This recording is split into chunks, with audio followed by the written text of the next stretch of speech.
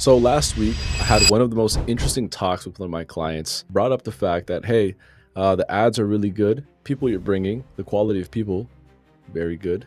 The people who you call and book into my calendar for remodels, A1 prospects. And there's nothing, that's like music to my ears, right? Like there's nothing better than that.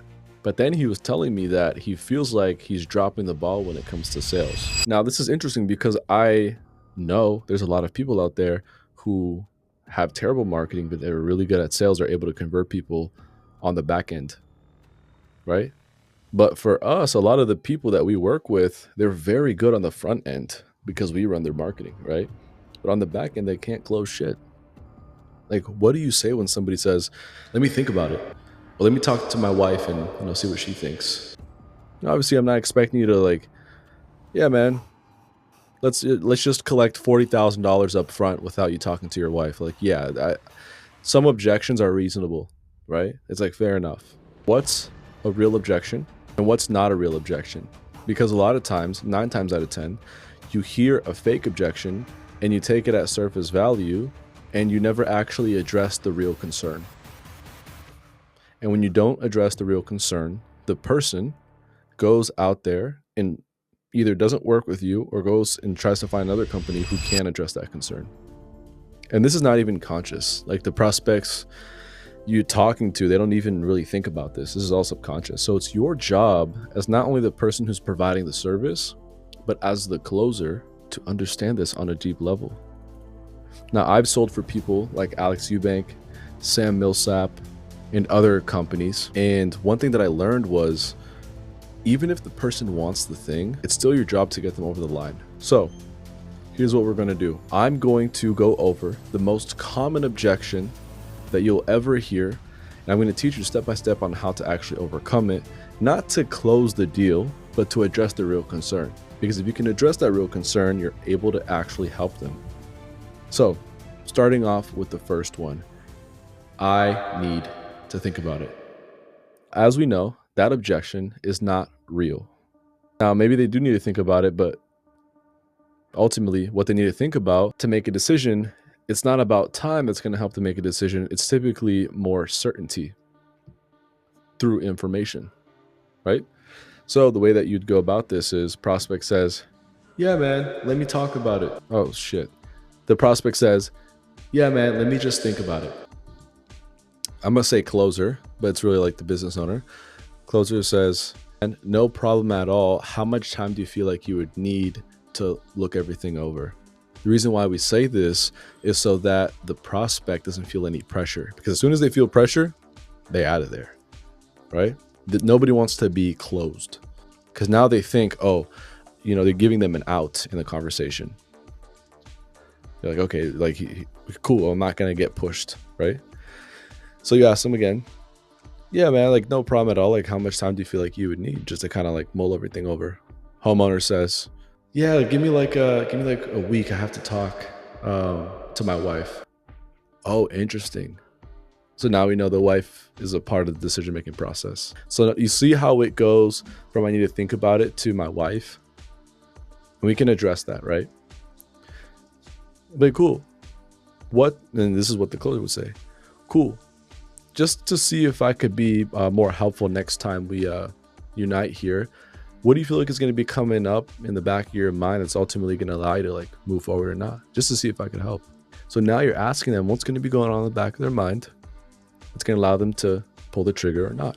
And what you're doing here is you're getting the real concern. And so when they tell you, yeah, it's just like a lot of money. Oh, it's a money thing. So what if you had financing that could help them overcome that? But if we never went through this process, they never would have closed, even though you had financing. Okay? So think with me. Getting the real objection is an art. And that is just one example.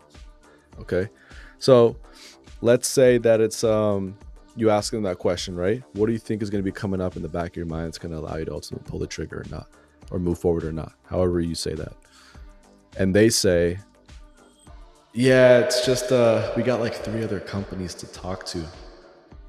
Nice. Closer says, what you're supposed to say is, Yeah, and just to see again if I could help, what do you feel like you would be I guess like looking for in those companies that maybe we just didn't cover today, just to see again if I could help, right? You want to understand, has there been a gap that has not been filled from your company? Because let's say, you know, you gave them the quote, you gave them the rendering of what their bathroom could look like, and it looks fucking sick to you. But maybe they wanted ambient lighting on the top part. And she asked one of your workers when you were doing something in the truck, hey, can you guys do this ambient lighting? And maybe his stupid ass said, well, I don't know, I'd have to check with the boss. We've never done something like that. Oh, great. I mean, right? And so now that's the thing that's lingering in her mind. So this is when she would say, yeah, no, because, you know, I talked to, you know, Eduardo, and he said, you guys can't do that thing at the top of the bathroom with the ambient lights. So I just wanted to see, you know, kind of like compare and contrast other companies. Oh, Linda, of course we do that. Look, I can show you right now. Boom. You can address the issue right there. So many sales are being lost because we're not finding the true reason, the true issue. This is the point. Okay. Now here's the deal. I'm making a Miro board. If you guys don't know what that is, it's like a big web flow rather than like a Google Docs. In the Miro board, I'm creating like different ways you can overcome objections so that if somebody says this, you can respond with that. And if they say this, here's the different things you could say. And essentially, it's like a big web flow. It's centric on objection handling. Let me know in the comments if you want it. Because if you do, if I see enough demand, then I'll make it, because it is very time consuming. But I do have a process that I follow, and it works. And it's the process that I teach all of my clients. The web flow that I'd be giving you guys has to be really basic, because I can't give you the one that my clients use. It's too cracked, right? So yeah, I'd make something more simple, super digestible. Let me know if you guys want it. Comment in the not in the description, bro, in the comments. Comment in the comments if you want it, and I'll start working on it if so. So other than that, I'll see you guys in the next video. Peace out.